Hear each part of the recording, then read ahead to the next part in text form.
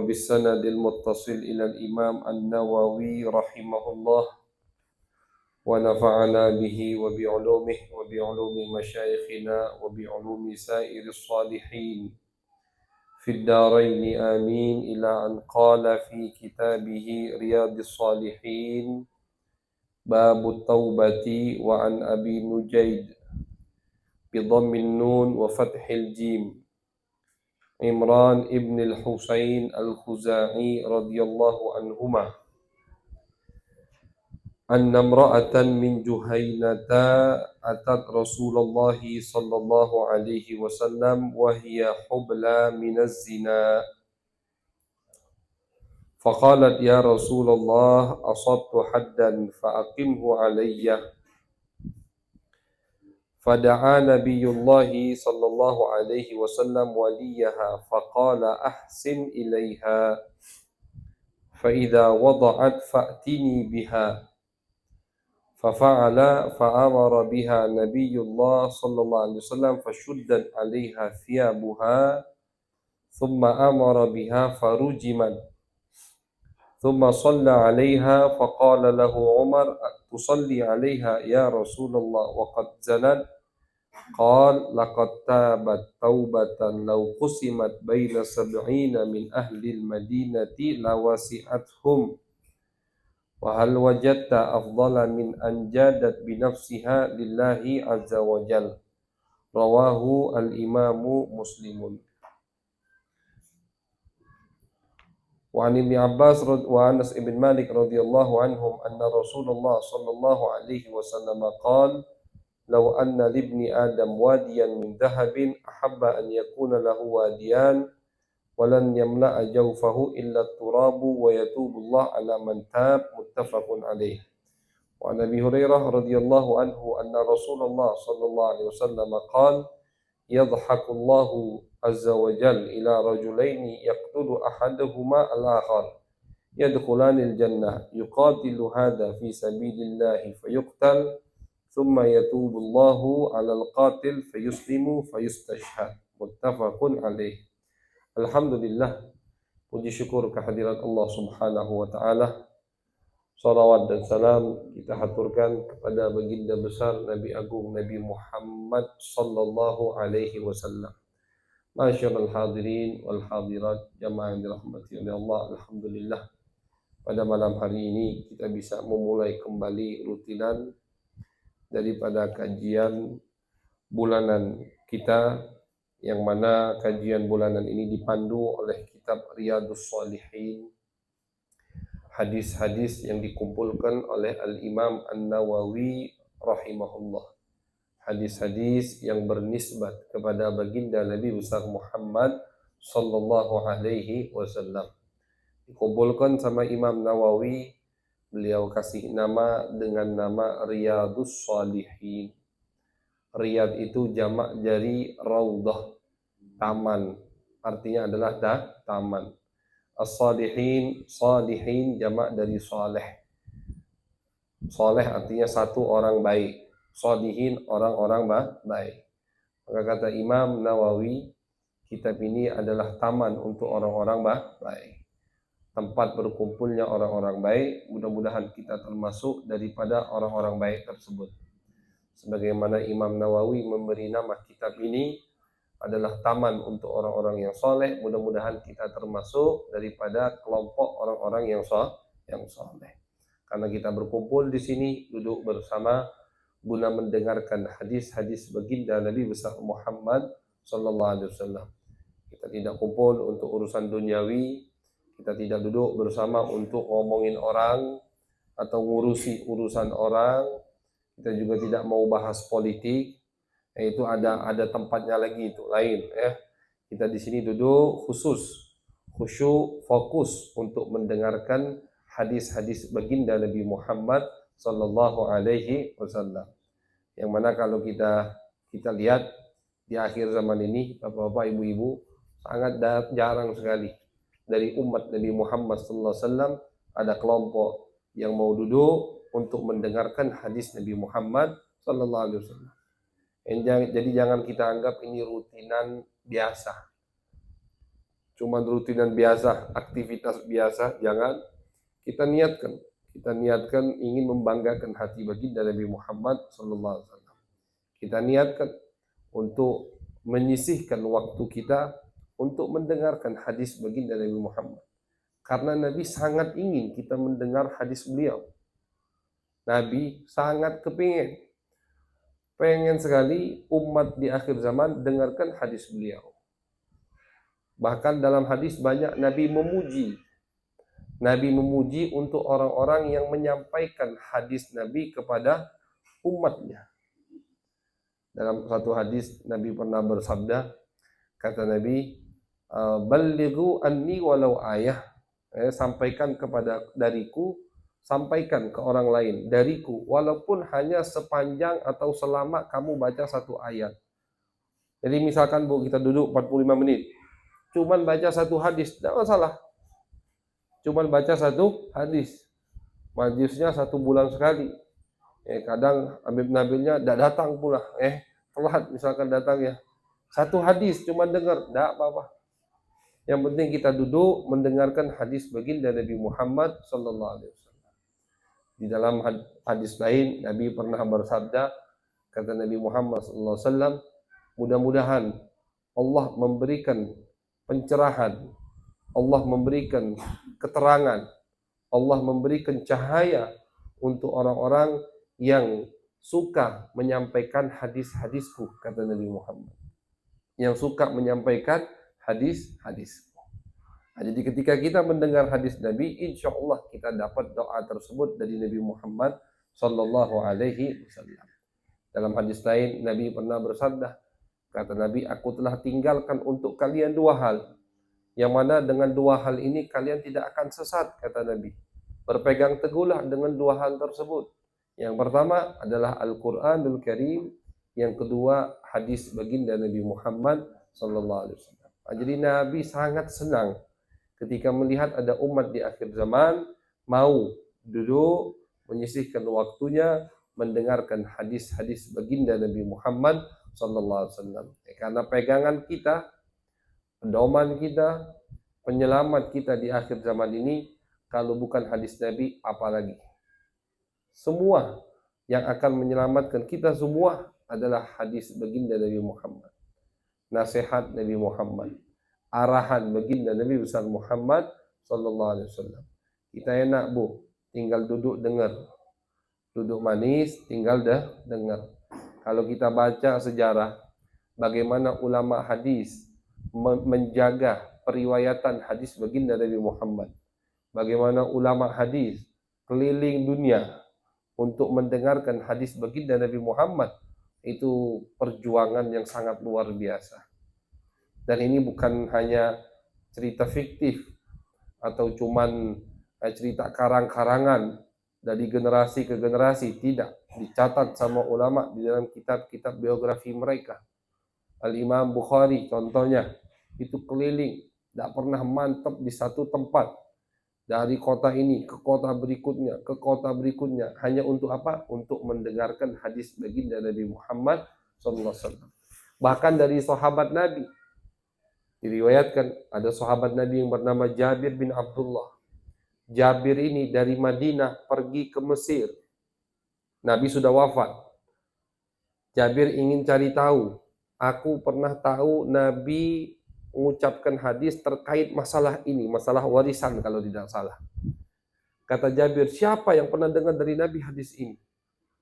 Kebetulan pada saat itu di Madinah tidak ada sahabat, tidak ada sahabat yang pernah dengar hadis itu dari Nabi, kecuali satu sudah hijrah ke Mesir. Fulan, kalau salah namanya Mughirah. Akhirnya Jabir bin Abdullah dari Madinah pergi ke Mesir. Perjalanannya berminggu-minggu. Perjalanan dulu bukan seperti sekarang, enak, semua fasilitasnya AC, kendaraan kita alhamdulillah. Dulu itu di gurun pasir, naiknya onta, nyawa taruhannya bisa dirampok di tengah jalan. Banyak perampok gurun pasir, begal gurun pasir. Mereka taruhkan semua itu demi apa? Demi mendengarkan satu hadis Nabi Muhammad sallallahu alaihi wasallam.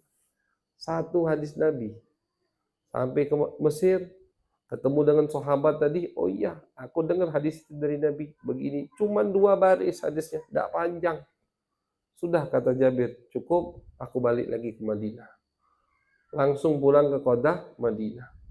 Padahal sahabat Nabi, Jabir bin Abdullah, termasuk daripada sahabat yang banyak juga meriwayatkan hadis dari Nabi besar Muhammad sallallahu alaihi wasallam. Dari Madinah ke Mesir. Ada sahabat lagi dari Madinah ke Syam hanya untuk mendengarkan satu hadis baginda Nabi Muhammad sallallahu alaihi wasallam. Jadi kalau kita baca bagaimana para ulama terdahulu menjaga periwayatan hadis baginda Nabi Muhammad, antusias mereka untuk mendengarkan hadis-hadis baginda Nabi Muhammad itu sangat luar biasa. Mereka jaga, mereka riwayatkan ke generasi berikutnya ke generasi berikutnya, sampailah di masa Al-Imam Al-Bukhari dan imam-imam yang lain, mereka catat, mereka bukukan hadis-hadis baginda Nabi Muhammad sallallahu alaihi wasallam, dijaga sama Allah sehingga sampai saat ini kita tinggal buka kitab, duduk manis, bisa mendengarkan hadis baginda Nabi Muhammad sallallahu alaihi wasallam. Dan yakin kita bukan cuma dengarkan tapi ragu, ini betul tidak Nabi yang ngomong? Tidak, Bu. Ketika hadis diriwayatkan oleh Imam Bukhari misalkan, oleh Imam Muslim, atau dengan definisi lain hadis sahih, oh ini hadisnya sahih, itu kita bisa yakin 100% bahwasanya hadis tersebut keluar dari mulut baginda Nabi Muhammad sallallahu alaihi wasallam. Jadi kita duduk manis, baca hadis dan yakin 100% ini hadis Nabi yang ngomong. Tidak perlu kita ragu. Sudah telaah, sudah diteliti dan sudah diikrarkan oleh semua ulama umat Islam dari generasi ke generasi bahwasanya hadis sahih, hadis diriwayatkan Bukhari atau Muslim, itu semua diyakini, bisa diyakinkan 100% periwayatannya langsung dari baginda Nabi Muhammad sallallahu alaihi wasallam. Jadi ini nikmat yang luar biasa dari Allah untuk kita. Kita bisa duduk bersama mendengarkan hadis-hadis baginda Nabi Muhammad sallallahu alaihi wasallam. Mudah-mudahan dengan kita mau mendengarkan hadis baginda Nabi Muhammad sallallahu alaihi wasallam, kita termasuk daripada as-salihin, orang-orang soleh, orang-orang baik yang dimaksudkan oleh Al-Imam An-Nawawi. Amin ya rabbal alamin. Masyaallah hadirin wal hadirat, Bapak-bapak, ibu-ibu yang dirahmati oleh Allah, kajian kita di bab kedua dari Riyadhus Shalihin, yaitu bab taubat. Kita berada di 3 hadis terakhir. Bab pertama kita baca bab ikhlas, sudah selesai. Kemudian kita sekarang berada di bab kedua, bab taubat, sudah mau habis. Insyaallah malam ini kita selesaikan 3 hadis tersebut. Namun setelah itu kita akan memasuki bab as-sabar. Pertemuan berikutnya insyaallah akan kita dengarkan bab tentang sabar dari kitab Riyadhus Shalihin. Hadis yang tadi kita baca, hadis nomor 22 dari bab taubat, yaitu adalah hadis yang diriwayatkan oleh sahabat Nabi yang bernama Abu Nujaid, kunyahnya. Nama beliau adalah Imran bin Husain Al-Khuzai radhiyallahu anhu. Beliau ini dan ayahnya sahabat Nabi. Imran bin Husain. Imrannya sahabat Nabi, ayahnya Husain juga sahabat Nabi. Nah, kita ketika tahu misalkan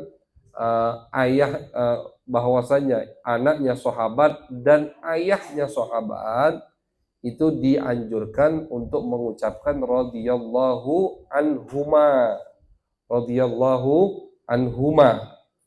Kalau kita tahu ini sahabat Nabi dan ayahnya juga sahabat Nabi. Radhiyallahu anhuma. Jadi doakan dua-duanya. Arti dari radhiyallahu anhuma kan, mudah-mudahan Allah meridhai kedua-duanya. Kenapa kita doakan kedua-duanya? Karena kita tahu anaknya sahabat, ayahnya sahabat. Tapi misalkan yang kita tahu cuman anaknya sahabat, ayahnya bukan sahabat, maka yang kita sebutkan radhiyallahu anhu, bukan anhuma. Yang kita doakan hanya anaknya. Mudah-mudahan Allah meridhai dirinya, sahabat Nabi tersebut. Seperti Sayyidina Umar, misalkan. Umar bin Khattab. Khattab tidak masuk Islam. Diriwayatkan meninggal sebelum di masa Islam. Maka kita yang hanya kita doakan anaknya saja, Sayyidina Umar. Umar bin Khattab radhiyallahu anhu. Radhiyallahu anhu. Dhamirnya itu hanya untuk satu orang. Mudah-mudahan Allah meridainya. Siapa? Umar. Tapi kalau seperti ini, Imran bin Husain, bapak dan anaknya sahabat. Imrannya sahabat, ayahnya Husain juga sahabat. Nah, maka yang kita sebutkan radhiyallahu anhuma. Mudah-mudahan Allah meridai kedua-duanya. Diriwayatkan bahwasannya sahabat Nabi yang bernama Imran bin Husain ini di akhir hayat beliau termasuk sahabat Nabi yang banyak diberi cobaan oleh Allah Subhanahu wa taala. Jadi beliau ini termasuk sahabat yang banyak dicoba oleh Allah dengan penyakit. Beliau punya penyakit itu sampai tahunan tidak sembuh-sembuh. Tapi karena kesabaran beliau dengan cobaan tersebut, diberi sama Allah sebuah keramat, yaitu apa keramatnya? Tusafihuhul malaikah. Imran bin Husain ini tiap hari bersalaman dengan malaikat. Jadi tiap hari malaikat datang ke rumahnya Imran bin Husain. Tiap hari. Imran bin Husain. Nah, jadi kalau ada orang yang tidak mempercayai keramat, tidak percaya dengan keramat, kalau misalkan ini orang atau keyakinan tersebut, ajaran tersebut menafikan semua keramat yang ada, hati-hati bisa keluar dari agama Islam, bisa murtad. Kenapa bisa murtad? Karena di dalam Al-Quran ada cerita tentang keramat. Apa keramat itu? Keramat kan bahasa Indonesianya. Kalau bahasa Arabnya karomah. Karomah. Artinya kemuliaan dari Allah. Untuk siapa? Untuk kekasih Allah. Apa definisi keramat? Keramat itu hal-hal yang aneh. Sesuatu yang aneh. Terjadi, aneh, tidak masuk akal. Kalau dihitung atau dipikirkan dengan logika kita, tidak masuk. Tidak mungkin. Nah itu keramat tuh, pasti sesuatu yang tidak masuk akal. Terjadi kepada siapa? Terjadi kepada orang yang soleh. Terjadi di tangan orang yang bertakwa kepada Allah. Nah itu namanya keramat. Ada orang sholat misalkan, puasanya rajin, zakat, sedekahnya Masya Allah, maksiat jauh. Ada hal yang aneh terjadi pada dirinya, itu namanya keramat. Itu syaratnya, Bu. Jadi bukan cuma bisa terbang atau tahu isi pikiran orang lain. Tidak. Siapa dulu? Ada orang bisa baca pikiran orang lain. Siapa yang bisa baca pikiran orang lain ini? Dilihat. Oh kalau orangnya tidak pernah sholat, tidak pernah puasa, tapi bisa baca pikiran kita. Nah, itu bukan wali, bukan keramat itu namanya. Itu namanya sihir, dukun berarti. Begitu. Nah, jadi tidak semua hal-hal yang aneh dikatakan keramat. Dilihat dulu. Ini kejadian terjadi di tangan siapa? Kalau terjadi di tangan orang yang baik, ibadah syariatnya luar biasa, dia sempurnakan, maksiat dia tinggalkan, terkenal orang ini soleh, orang baik, misalkan tahu-tahu dia nyelupkan tangannya di air tadi nyembuhkan penyakit orang lain. Nah, itu namanya keramat. Namanya keramat. Atau bisa berada di dua tempat. Termasuk jenis keramat itu kadang dia ada di dua tempat. Itu namanya keramat. Tapi kalau orang tidak pernah sholat, tidak mungkin ada keramat. Sholat aja tidak pernah. Baca Al-Quran jarang. Bahkan tidak pernah. Salawat sama Nabi, apalagi. Maksiat dia lakukan, bisa baca pikiran kita, itu temannya setan. Temannya berarti dia punya teman setan. yang tahu apa yang kita lakukan. Itu terjadi. Dukun itu ada dari zaman Nabi Muhammad SAW. Nah, jadi orang yang menafikan keramat 100% atau dari akarnya tidak ada keramat, itu bisa murtad dari agama. Kenapa bisa murtad dari agama? Karena di dalam Al-Quran Allah menceritakan keramat. Kalau kita sudah paham tadi definisi keramat, kejadian-kejadian yang aneh terjadi kepada orang yang soleh, orang baik, umat dari salah satu nabi yang diutus sama Allah. Maka di Al-Quran ada dua cerita, yang mana dua orang tersebut bukan nabi statusnya, apalagi rasul, tapi terjadi padanya hal-hal yang aneh. Yang pertama Siti Maryam. Ulama ahlu sunnah wal jamaah sepakat tidak ada nabi dari kaum wanita. Allah di Al-Quran mengatakan, tidaklah kami utus utusan kami illa rijalan, kecuali dari kaum laki-laki dengan alasan-alasan tertentu. Tapi Siti Maryam terjadi padanya sesuatu yang aneh. Allah ceritakan di surat Ali Imran, ketika Siti Maryam sedang diasuh oleh Nabi Zakaria, kullama dakhala 'alaiha Zakaria al-mihrab wajada indaha rizqa. Setiap Zakaria masuk ke tempat peribadatan Siti Maryam, Nabi Zakaria selalu melihat ada buah-buahan yang tidak musim di saat itu di kamar atau di tempat ibadahnya Siti Maryam. Misalkan lagi musim panas, buah musim dingin ada. Dulu impor-impor masih tidak gampang kan begitu. Musim dingin, buah musim panas. Nabi Zakaria tanya, "Anna laki hadza?" Ini di Al-Qur'an Allah cerita, "Dari mana kau ini buah, ini makanan dari mana wahai Maryam?" Di pasar tidak ada. Ini makanan-makanan yang tidak ada di musim ini. Qalat huwa min indillah. Kata Siti Maryam, ini wahai Nabi Zakaria dari Allah. Jadi langsung dari Allah. Nah, ini keramat. Siti Maryam, perempuan yang solihah, perempuan yang bertakwa, bukan nabi, apalagi rasul. Terjadi di tangannya hal-hal yang aneh, di luar nalar manusia, kemampuan di luar kemampuan manusia, itu namanya keramat. Di Al-Quran cerita pertama. Kemudian cerita kedua, cerita murid Nabi Sulaiman. Ketika Nabi Sulaiman memanggil Ratu Balqis untuk menghadapnya, diiyakan sama Ratu Balqis. Kemudian Nabi Sulaiman mengumpulkan semua pasukannya dari bangsa iblis, setan, ada kan bangsa jin, jadi pasukannya Nabi Sulaiman di zamannya Nabi Sulaiman.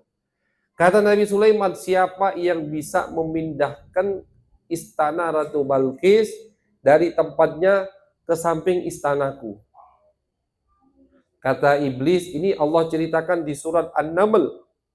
Kata iblis, qala ifritum minal jinni ana atika bihi qabla an taquma min maqamik. Kata ifrit itu dari jenis iblis, jin.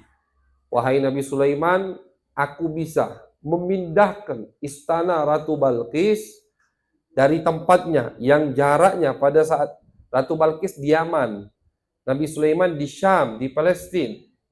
Jaraknya kan ratusan, bahkan mungkin ribuan kilo. Ratu Balqis di Yaman, di Sabak. Di Sabak. Sabak itu kota di Yaman. Nabi Sulaiman di Syam. Kata Nabi Sulaiman, siapa yang bisa memindahkan istananya? Kata Ifrit, aku bisa. Sebelum kamu duduk, waktu itu Nabi Sulaiman ngomongnya sambil berdiri. Sebelum kamu duduk, istananya sudah ada di depan matamu. Artinya saking cepatnya aku memindah, ini bukan cerita dongeng di Al-Quran. Kata Nabi Sulaiman, kurang cepat. Siapa yang bisa lebih cepat? Qala alladhi indahu ilmun minal kitab ana atika bihi qabla ayyartadda ilaika tarfuk. Akhirnya berdiri satu orang dari umatnya Nabi Sulaiman. Orang yang mengikuti Nabi Sulaiman, bukan Nabi. Apalagi Rasul. Nabi Sulaiman kan Rasul. Bukan Nabi, umat Nabi Sulaiman. Orang yang menguasai kitab suci yang Allah turunkan kepada Nabi Sulaiman. Artinya orang soleh. Orang yang bertakwa. Kata ini orang, wahai Nabi Sulaiman, Aku bisa memindahkannya sebelum matamu berkedip. Atau ketika matamu berkedip, buka, itu udah ada di depan matamu. Lebih cepat. Akhirnya lebih cepat dari jin, bayangkan. Akhirnya kata Nabi Sulaiman, nah, kau pindahkan. Jadi Nabi Sulaiman kedip, melek, sudah di depan mata Nabi Sulaiman istana Ratu Balqis. Dia bukan nabi, apalagi rasul, tapi bisa melakukan hal-hal yang aneh seperti itu. Ini namanya keramat, karamatul aulia. Jadi kalau ada orang yang menafikan keramat secara keseluruhan, tidak percaya dengan yang namanya keramat, hati-hati, bisa murtad, keluar dari agama karena menafikan cerita-cerita yang ada di dalam Al-Qur'anul Karim. Menafikan cerita yang ada di dalam Al-Quran. Ada satu orang alim bernama Syekh Muhammad Yusuf An-Nabhani. Syekh Muhammad Yusuf An-Nabhani.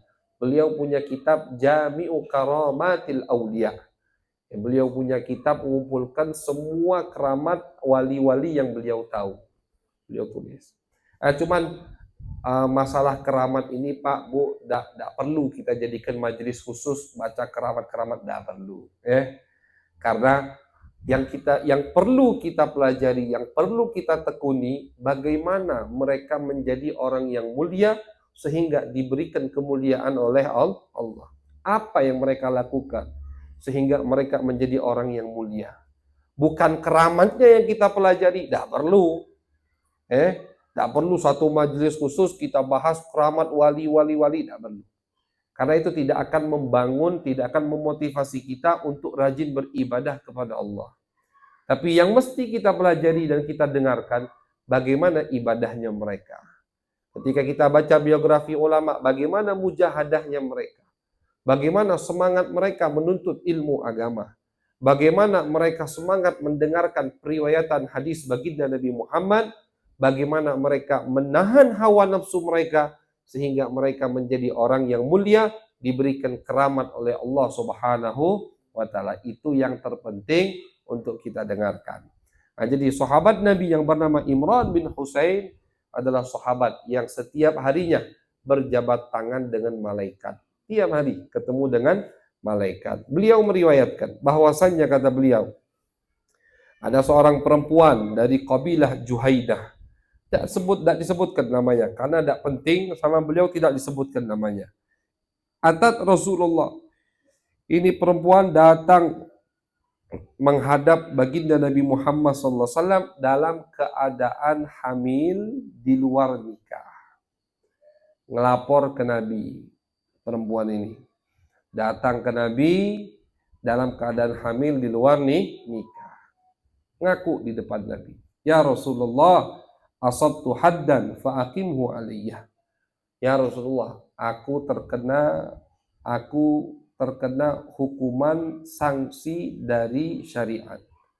Maka laksanakan hukuman tersebut ya Rasulullah. Nabi paham, maksudnya aku terjatuh dalam perbuatan zina sehingga aku wajib dihukum, laksanakan hukuman tersebut ya Rasulullah.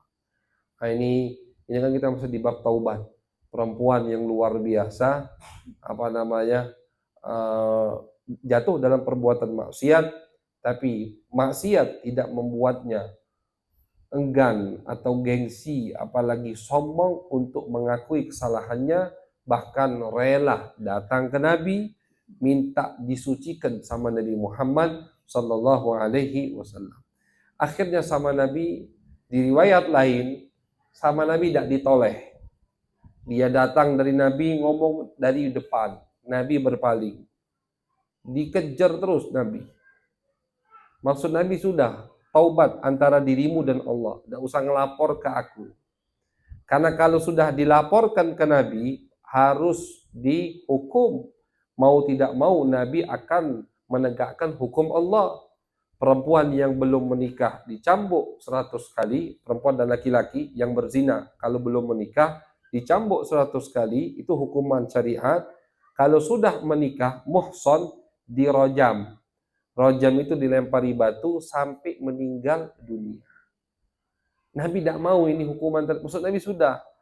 Cukup kau taubat antara dirimu dan Allah. Tapi perempuan ini ngotot, dia pengen disucikan, pengen yakin dirinya betul-betul suci, sehingga kelak di hari kiamat tidak masuk neraka Allah Subhanahu wa Ta'ala. Nabi berpaling ke kanan, dia lari ke kanan. Ya Rasulullah, kata Nabi, mungkin kamu cuman pelukan. Tidak ya Rasulullah, mungkin kamu, disebutkan sama Nabi, mungkinnya itu. Mungkin cuman tidur satu tempat. Mungkin cuman, tidak ya Rasulullah. Aku kata perempuan ini, aku betul-betul zina. Kalau cuman tidur satu tempat, pelukan, itu kan hukumannya lebih ringan. Tapi kalau zina, betul berhubungan intim, nah itu hukumannya berat. Sama Nabi dimungkin-mungkinkan. Mungkin cuman ini, mungkin tidak ya Rasulullah, aku betul-betul melakukannya.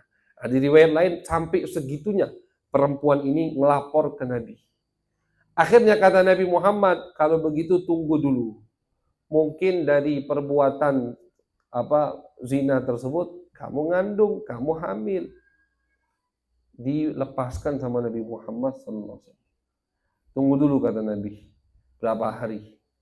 Setelah berapa hari datang lagi perempuan. Maksud Nabi sudah, tidak usah datang lagi. Tidak bakal dicari sama Nabi. Datang lagi nih perempuan. Datang perempuan, ya Rasulullah betul aku hamil. Nah kata Nabi, hamil kan? Kalau hamil tidak boleh dihukum. Tidak boleh dirojam dulu. Sampai sekarang hukumnya begitu. Ketika dari perbuatan zina tersebut, perempuan itu hamil, janin di rahimnya memang itu dari hasil zina. Tidak punya bapak. Tidak punya bapak. Jadi walinya nanti hakim. Tidak boleh. Tidak boleh. Bahkan kalaupun dinikahi oleh yang zina dengan perempuan tersebut, jadi laki-laki dan perempuan hubungan intim berzina, tidak taunya hamil, akhirnya cepat-cepat dikawini sama yang berzina ini, sama laki-laki ini, berarti kan bapaknya ini, walaupun nisbatnya tidak ke dia, karena ini anak jadi janin di rahim ibunya di luar pernikahan. Jadi walinya bukan bapaknya, tidak ada bapak dia. Siapa walinya? Hakim. Yang harus menikahkannya adalah hakim, bukan bapaknya. Walaupun menurut syariat itu bukan bapaknya. Betul, dia lahir atau dia terbentuk janin dari sperma laki-laki itu. Tapi laki-laki itu bukan bapaknya, walaupun spermanya dari laki-laki tersebut. Karena janinnya terbentuk di luar pernikahan. Walaupun sperma yang menikahi perempuan tadi yang punya sperma, yang berzina dengannya. Ketika ketahuan hamil, cepat-cepat dinikahi. Walaupun itu anak tidak dinisbatkan kepada dirinya. Walinya hakim. Kalau dia menjadi wali, maka nikahnya tidak sah lagi anaknya. Terus akhirnya terulang. Anak zina. Maka ini penting, harus kita tahu hukum terkait masalah pernikahan. Jadi ini perempuan hamil. Kata Nabi, tidak boleh dirajam kalau hamil. Janinmu itu makhluk ciptaan Allah, tidak boleh dibunuh, tidak bersalah. Tunggu sampai lahir, kata Nabi Muhammad. Tunggu sampai, maksud Nabi sama, tidak usah kembali lagi. Setelah lahir dia bawa bayinya ke hadapan Nabi. Taubatnya itu tidak pudar. Bukan seperti kerupuk, cepat lempem. Cepat lempem, malam ini taubat pengen, besok udah lupa. Ini 9 bulan. Atau kalau kita katakan hamil paling cepat 6 bulan. Dia bawa bayinya ke Nabi. Ya Rasulullah, sudah lahir janinnya. Sekarang hukum aku, biar suci aku ya Rasulullah. Kata Nabi, kalau kau sekarang kami rojam, siapa yang nyusui anakmu ini? Nyusu sama siapa dia? Susui dulu, kata Nabi. Nyusui ibu untuk anak, di dalam Al-Quran disebutkan batasnya selama 2 tahun. 2 tahun. Kayak di riwayat lain diceritakan. Sampai 2 tahun masih tidak pudar, berarti kurang lebih 3 tahun jaraknya. Setelah 2 tahun, datang lagi dia ke Nabi, ya Rasulullah ini anaknya, sudah fitam. Fitam itu udah tidak nyusu ASI lagi. Sudah tidak nyusu ASI lagi, tidak ada urusan lagi dengan. Akhirnya, karena dia maksa, pengen dihukum sama Nabi Muhammad Sallallahu Alaihi Wasallam. Diriwayatkan Nabi tidak hadir. Hanya sahabat Nabi perintahkan, jadi digali tanah, disisakan setengah badan, bagian atas, dilempari sama sahabat sampai wafat. Begitu hukumnya. Rajam. Hukumnya begitu. Nabi diriwayatkan Nabi tidak hadir. Namun setelah wafat disolatkan sama Nabi Muhammad Sallallahu. Disolati sama Nabi. Jadi pernah ada yang bertanya, Ustaz, misalkan ada orang yang bunuh diri, boleh tidak kita nyolatinya? Ya, boleh, wajib tetap kita solati. Orang yang penuh, kan apa gunanya kita menyolati orang yang wafat? Agar dosanya diampuni oleh Allah. Kalau kita tahu dia banyak dosa, ya harus kita solati. Lebih banyak ya lebih afdol, kan begitu. Nabi nyolati ini perempuan. Jadi imam beliau, disolati sama Nabi Muhammad. Akhirnya Sayyidina Umar bin Khattab radhiyallahu ta'ala an bertanya kepada Nabi, ya Rasulullah, tusalli alaiha wa qad zanat? Apakah kau menyolatinya padahal dia ini matinya gara-gara hukuman berzina? Bertanya Sayyidina Umar. Heran, kenapa disolati ya Rasulullah? Sepemahaman Sayyidina Umar, ternyata ketika dia berzina, mati, dihukum mati, tidak boleh disolati. Itu pahamnya Sayyidina Umar. Ternyata pemahamannya salah. Diluruskan sama Nabi Muhammad SAW. Apa kata Nabi? Laqad tabat taubatan law qusimat baina sab'ina min ahlil Madinah lawasi'athum. Kata Nabi, wahai Umar, ini perempuan sudah bertaubat. Taubatnya itu kalau dibagikan ke penduduk 70 penduduk kota Madinah akan mencukupinya. Taubat satu orang, ini kata Nabi, kalau dibagi ke 70 penduduk kota Madinah akan mencukupinya. Saking taubatnya taubatan nasuha. Tidak pudar. Memang ingin disucikan. Yang dia takutkan hari akhir. Yang dia takutkan bukan lemparan batu di dunia, tapi lemparan batu di akhirat, di api neraka jahanam. Na'udzubillah min dzalik. Kata Nabi, apa ada taubat yang lebih hebat dari orang yang ngorbankan nyawanya? Kan ngorbankan nyawanya, datang ke Nabi, yang ngelapor. Makanya tidak pernah Nabi menghukum orang yang berbuat zina, kecuali terjadi 2 kali, diriwayatkan di zaman Nabi. Semua itu bisa dilaksanakan hukuman untuk penzina karena mereka yang ngaku ke Nabi. Mereka datang dengan kemauan mereka sendiri, kesadaran mereka sendiri melapor kepada baginda Nabi Muhammad Sallallahu Alaihi Wasallam. Kalau digerebek, tidak pernah. Nabi tidak pernah gerebek, tidak pernah.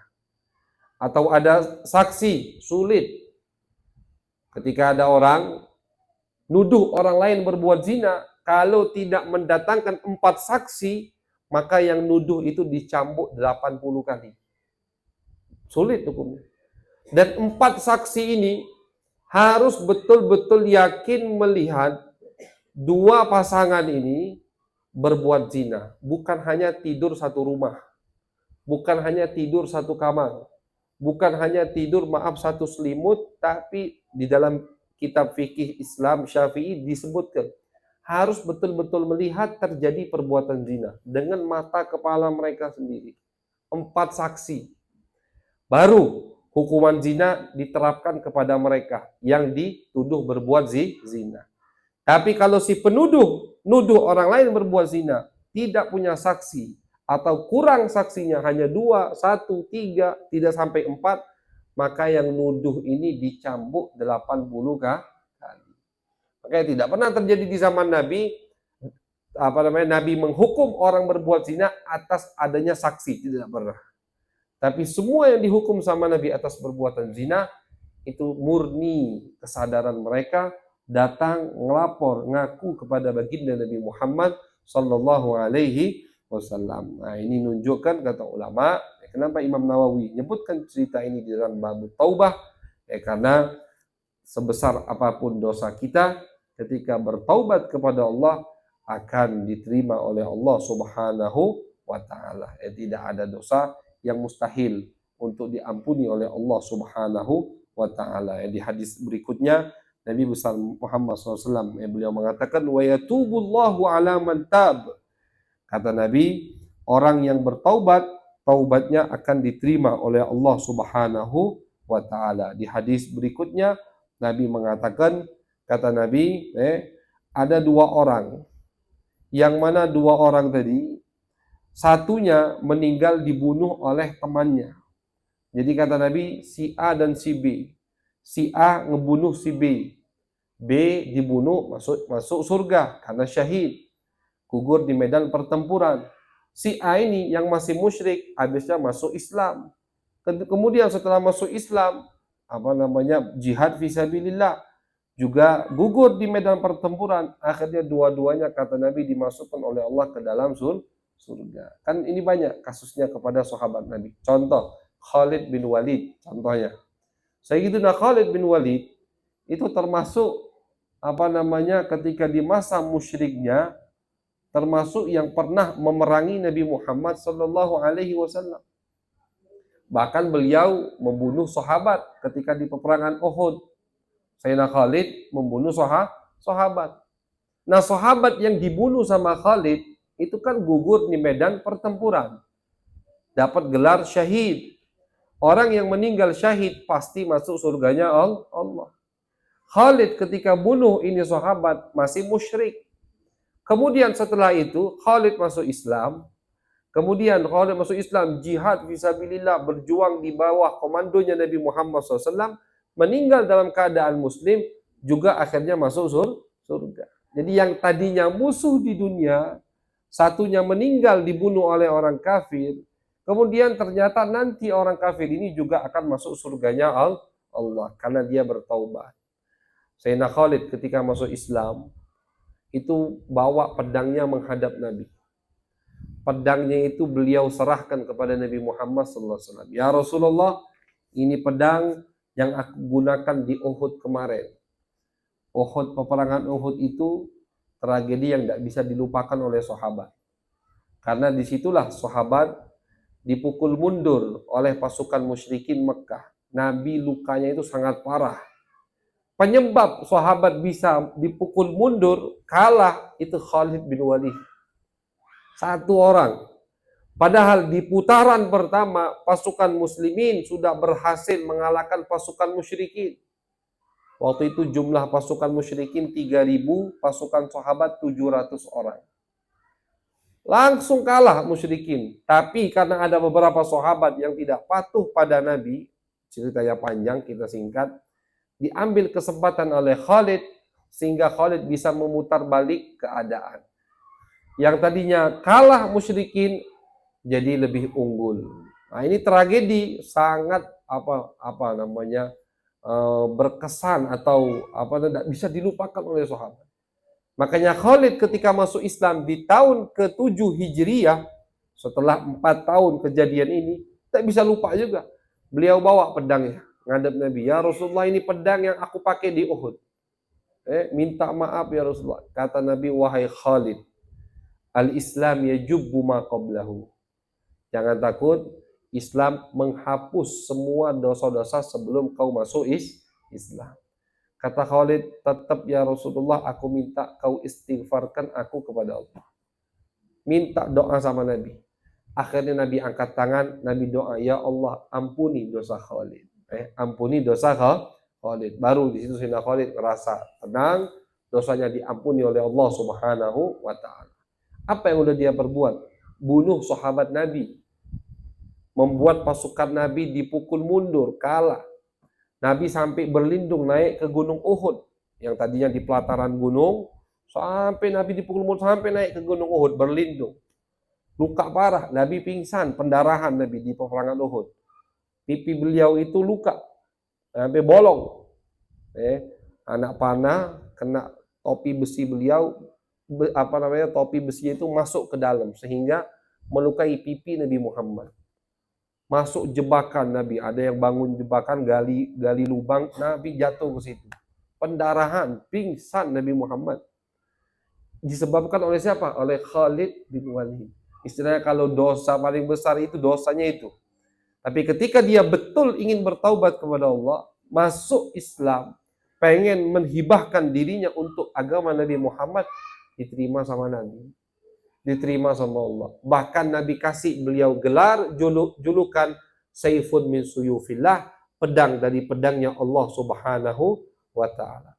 Bayangkan, yang tadinya pedangnya untuk melukai Nabi, membunuh sahabat-sahabat Nabi, ketika beliau bertaubat, diterima sama Allah, dikasih julukan pedang dari pedangnya Allah. Jadi jangan kita mustahilkan dosa kita di hadapan pemaaf, di hadapan Zat yang Maha Pemaaf, yang mengampuni semua dosa, yaitu Allah Subhanahu wa taala. Selagi kita betul mau bertaubat kepada Allah, jujur niat kita ingin bertaubat kepada Allah, sebesar apapun dosa kita pasti diterima oleh Allah Subhanahu wa taala. Bahkan ulama mengatakan orang yang berprasangka, mempunyai keyakinan aku punya dosa yang tidak bisa diampuni oleh Allah, keyakinan itu adalah dosa besar.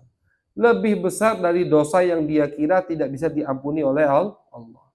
Kalau punya keyakinan dosaku tidak bisa diampuni oleh Allah, itu keyakinan termasuk daripada dosa besar. Lebih besar dari dosa yang dia lakukan. Ketika menyempitkan rahmat Allah Subhanahu wa taala. Mudah-mudahan kita termasuk daripada hamba-hamba yang sering bertaubat kepada Allah. Innallaha yuhibbu at-tawwabin. Allah cinta kepada orang-orang yang sering bertaubat. Mudah-mudahan kita sering bertaubat tanpa sering bermaksiat. Tanpa sering bermaksiat. Maksiat kita jauhi insyaallah. Amal baik kita lebih banyak, tapi kita tetap bertaubat kepada Allah Subhanahu wa taala. Amin ya rabbal alamin. Sallallahu alaihi sayyidina Muhammad wa ala alihi wa sahbihi baraka wa sallam. Walhamdulillahi rabbil alamin. Bismillah.